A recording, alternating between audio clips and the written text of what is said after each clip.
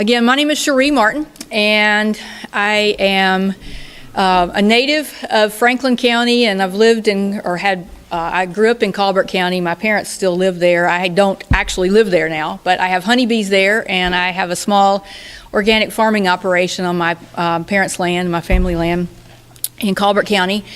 And I am particularly concerned and interested in the proposal to mine the Hartselle sandstone to extract bitumen, because our farm is adjacent to some of the property that has been acquired for this. In fact, we have Hartselle sandstone outcropping. So what I wanted to talk to you briefly about today is I'm going to kind of cover a couple different areas. We're going to talk briefly about sort of the geology of the area and how that plays into what's going on. I'm going to talk a little bit about what's going on in Utah, which is probably the closest analogous situation that we can talk about.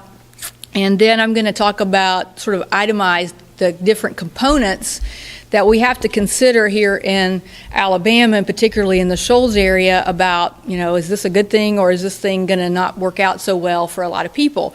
And that's to focus on not just the processing or the mining, which are two big parts of it, but I'm going to talk briefly about the mining of the land, extracting the bitumen, transportation of the material, how it's going to be processed the best we know based on what's going on in Utah, storing the oil, and then transporting that oil out of the areas to the refineries that would have to take place. So, and just to lay it out on the table, I'm not in favor of this personally. I don't think it's a good idea, but I'm going to try to give a very objective educational presentation and let you make a decision, or at least introduce you to some of the concerns I have, and hope that you will go out and continue to study this issue yourself. So if you take a look on the slide, you'll see this is a graphic that was created. I think the folks who created it with either the Geological Survey or the Alabama Extension folks with the assistance of the Geological Survey. And this is a map of the north central area of Alabama over into the northwest part of the state where we are.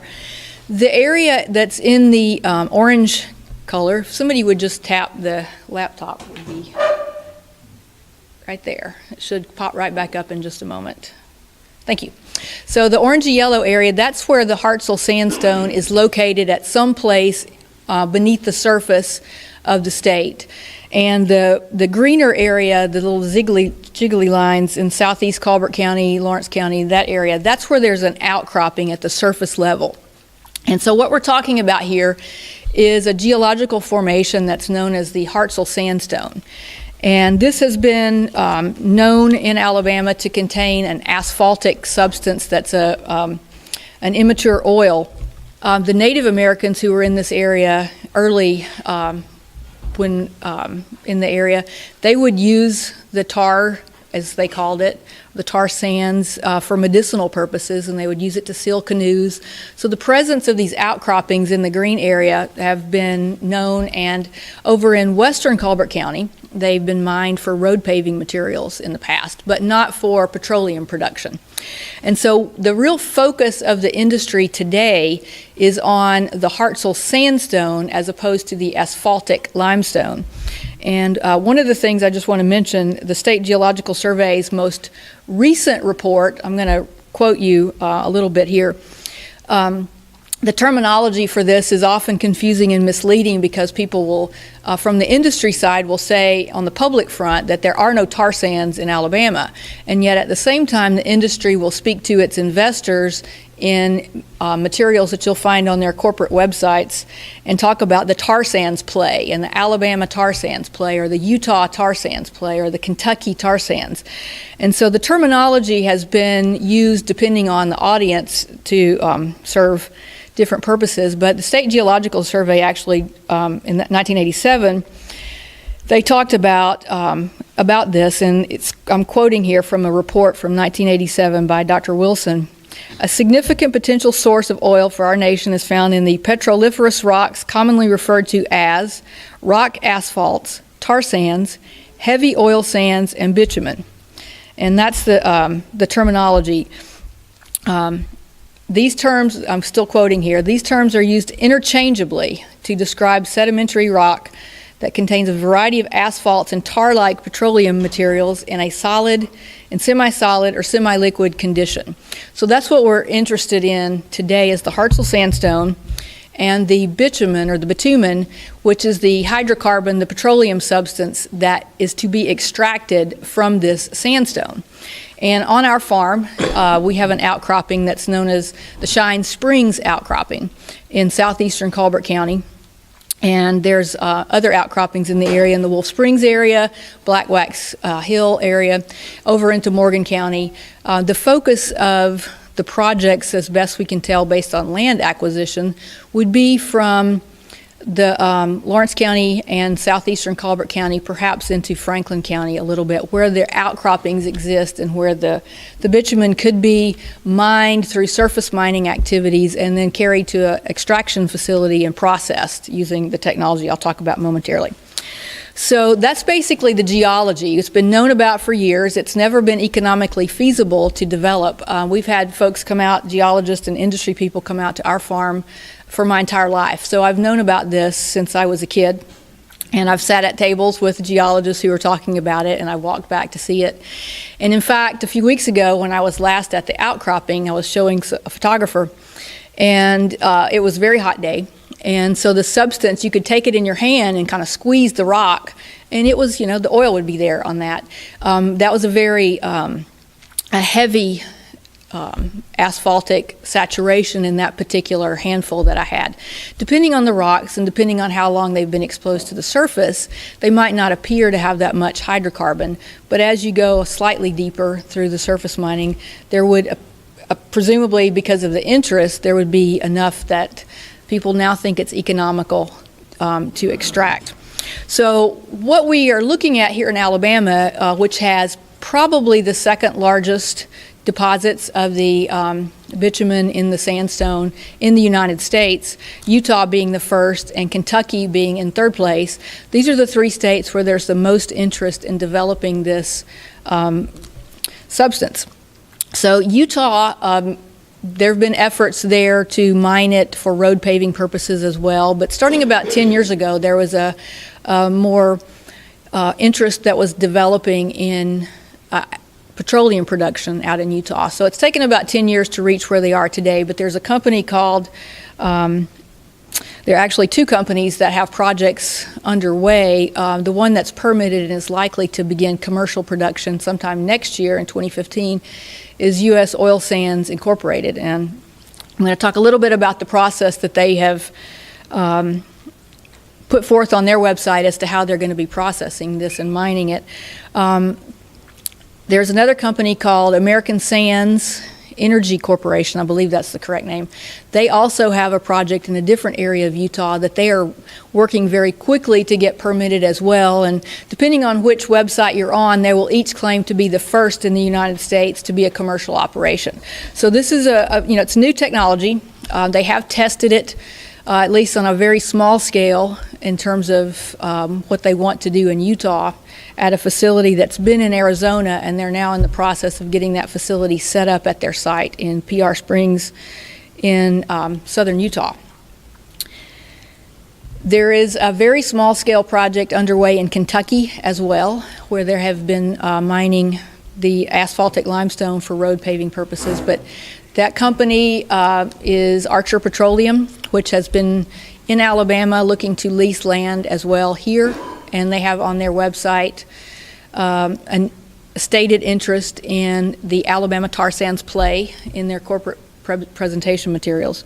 So those are where we have some activity, but nothing has been done on a very large scale, certainly not in a residential kind of community like we have here in Colbert and Lawrence County. The tar sands property that has been acquired, purchased by warranty deed for the most part by some companies, is actually, adjacent to residential areas, and it's certainly sitting on top of our aquifers, which we'll talk about in a moment. But the concerns I have is that what we're looking at is a very rapid push to develop this resource in a technology that has not been used on any commercial scale in the United States anywhere, and certainly not in the kind of conditions that we have here in Northwest Alabama. In Utah, they're doing this on government-owned, state-owned land that is not in a residential area, and certainly the water systems are different there. The hydrology is different. It's a desert. There are concerns for the folks out there about the water, but they don't have the same kind of proliferation of springs and near-surface water tables that we have, particularly in Spring Valley and up on LaGrange Mountain, where my concerns are. So I wanted to just show you, as I begin to talk a little bit about the technology, I'm going to change images here. And you keep in mind the green. That's the area that the surface mining would take place.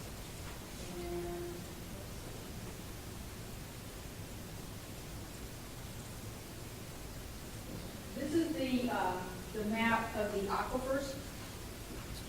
And the white and the purple area on the map, those are the most prominent aquifers of the blue area that would supply the drinking water to all of our locations. If you notice, those are also in the same place that the Hartselle sandstone is in the outcropping. And so the concern, and there's a lot of questions that are yet to be answered by the State Oil and Gas Board or the Alabama Department of Environmental Management, is exactly who would be looking out to protect the interest of the citizens in terms of the groundwater. There are regulations and laws that exist to protect the streams and the rivers. The regulations would have to deal with those, but there's a permitting process in place.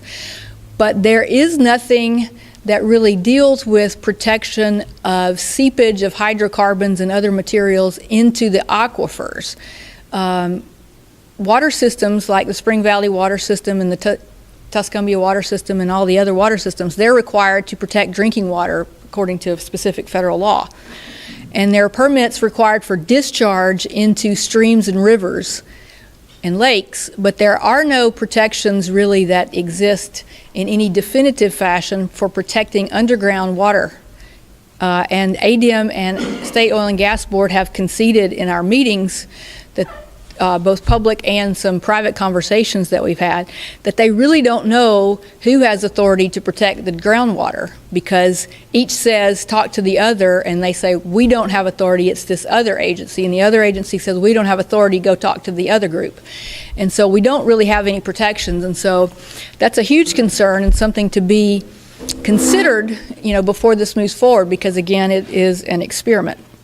So real quickly, I want to talk about the 5 components that I don't hear other folks talking about very much. I hear a lot of emphasis on the technology that's been developed to extract the bitumen from the sandstone as being safe and environmentally friendly. And I'll just, for the purpose of discussion, say, okay, let's assume for the sake of argument that is absolutely true.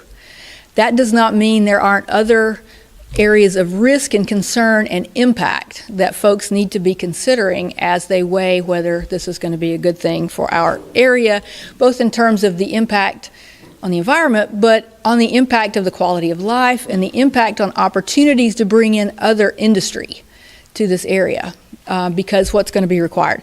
So the first thing that has to happen, the permits would have to be issued, and we're not there yet, but assuming permits are issued, the bitumen, the Hartselle sandstone, would be surface mined through probably a series of quarries. And I'll show you, this is not stuff I'm making up out in the mountain. This is how they're doing it in Utah, which again, this is the place where it's closest to what we have underway here. So if you take a look, that's from the corporate video on the U.S. Oil Sands website. That's their mining site, so they would begin operations based on their permits.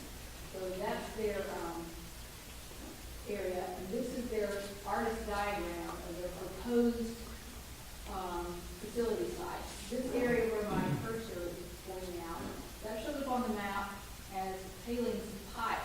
That is not tailings ponds like you see in Canada, but it would be a place where they are stockpiling spent materials that are left over after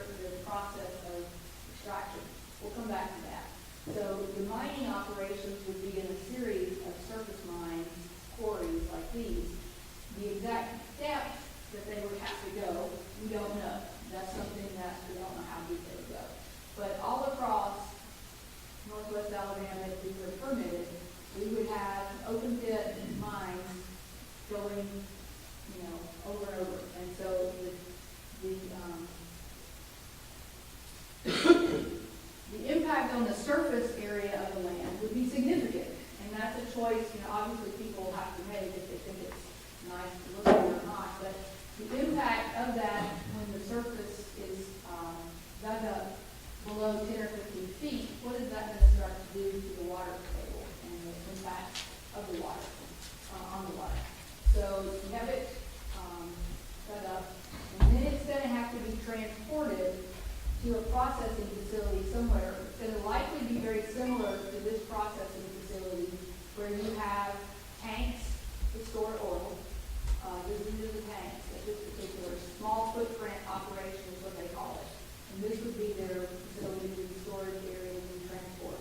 So you would have to travel from the mining site, wherever in Colbert or Lawrence County, transport it down to, in our area, it appears that they're going to set up at least a test facility in Spring Valley. They've already acquired the land and are building out a building there with a couple of tanks. And so that's going to be where they would do their testing. And then the actual extraction process is diagrammed right here. See that, it's a process where through a conveyor, the materials that have been trucked in from the mining sites would be dumped onto this conveyor and fed into a system that goes essentially into a centrifuge, and some type of solvent material is used, solvent substance is used to then separate the oil, the bitumen, which is the heavy crude oil, from the sand and gravel and the clay. And so that comes out the other end of this processing system, and you have a large vat of oil, which I don't know about you, but when I smell oil, it doesn't usually smell very good. So we get the oil, it comes out the other end, and then you have some sand, and I don't know here in Alabama because the soil composition would be different if it would necessarily look like that, but we would have the oil that goes into the tanks that would be held at the location for transport out by rail, truck, or barge to wherever they refine it, potentially Tuscaloosa or on the Gulf Coast. Not every refinery is capable of refining oil from bitumen because it's a heavy oil that requires special type of refinery operations to do. So I'm not sure if Tuscaloosa is equipped for that, but they may be. The Hunt refining in Tuscaloosa. So then you would have the sand and the tailings, the spent material that have to be put somewhere. Now there's a reclamation process that's also supposed to happen where the land would be, quote, reclaimed. A tree that is about 4 to 5 inches in diameter, if it's a hardwood tree, it takes about 15 to 20 years to have 5 to 10 inch diameter tree, 5 to 7 inch diameter tree. So it's not going to be reclaimed in 2 to 3 years in terms of any hardwood. So the companies that want to do this say they're going to make it like it was. It will never be like it was in any of our lifetimes. It might support a hardwood forest 150 years from now. But the land that is mined that is currently hardwood will never be the same. The land that is not hardwood, it may be reclaimed and there may be things that will grow on it in some fashion, but who knows what kind of environmental condition the land will be in because this hasn't been done before in the United States, ever, anywhere. So again, assuming that we have a tank farm in Spring Valley where the crude oil is stored once it has been processed, that would have to be transported out of the area by rail, truck, or barge, probably on Highway 72.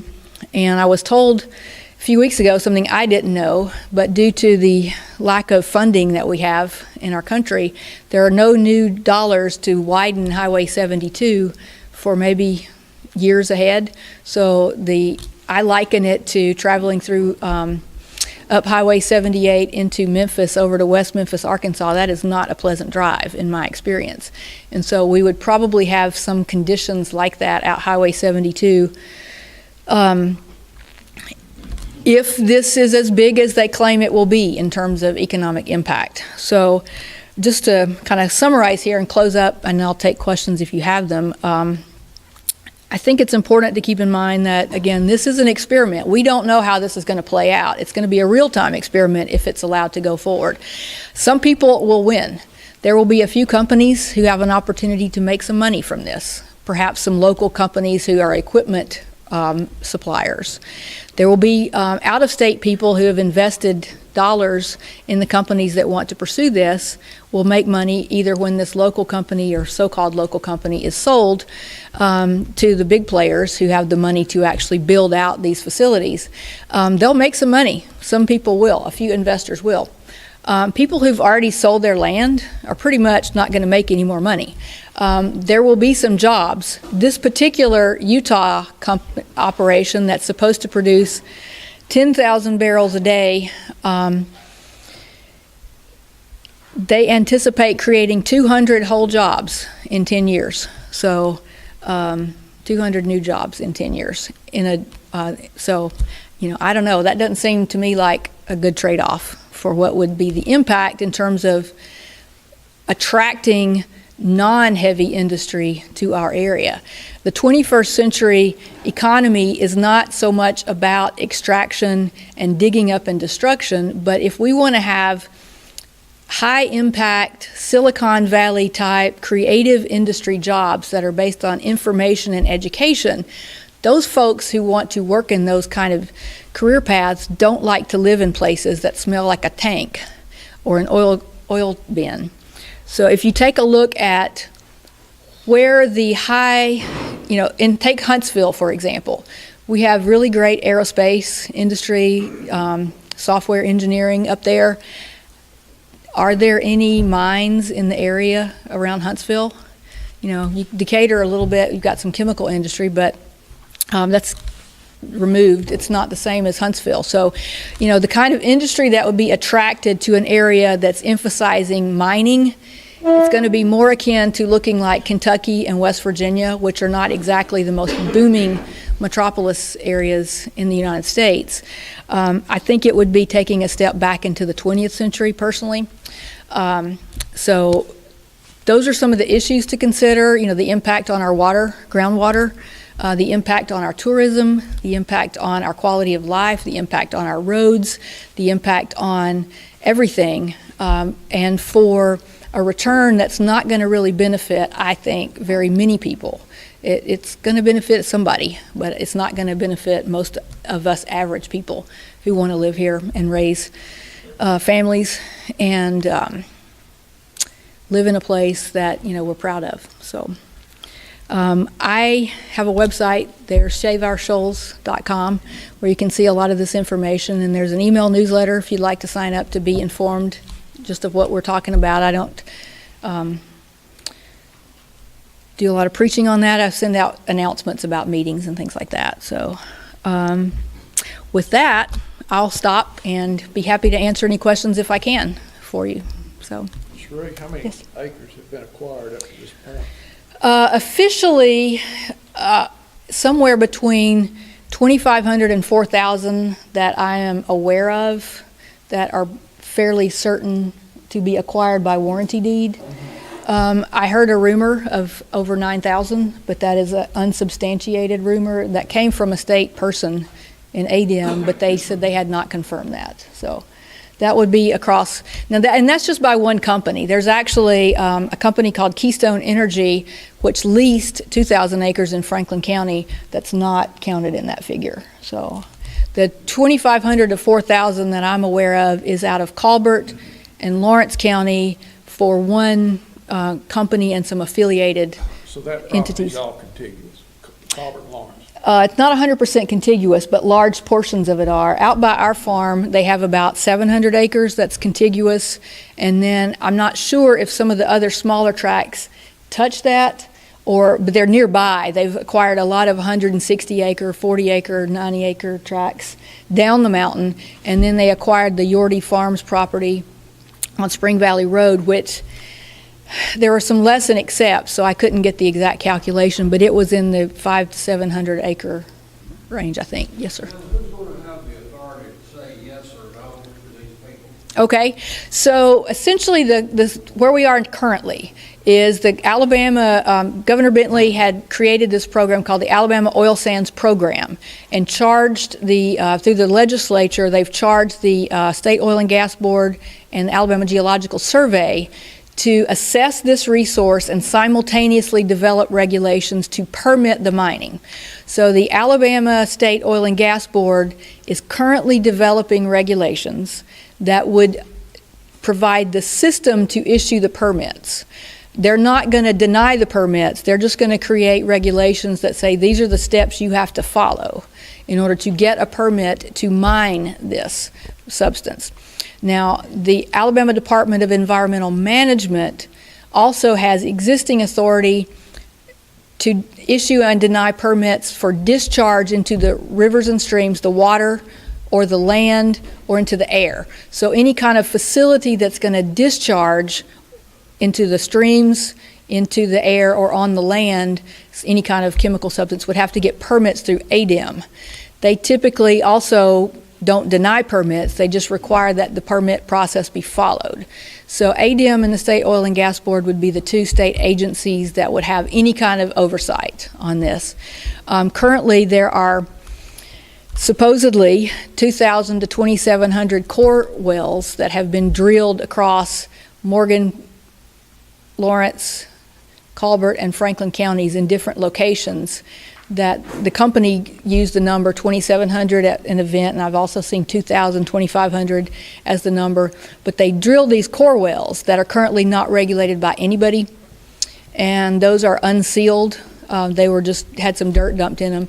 If you drill an oil and gas well, you have to actually seal it with concrete and some other materials to keep it from seeping into the water, the aquifers.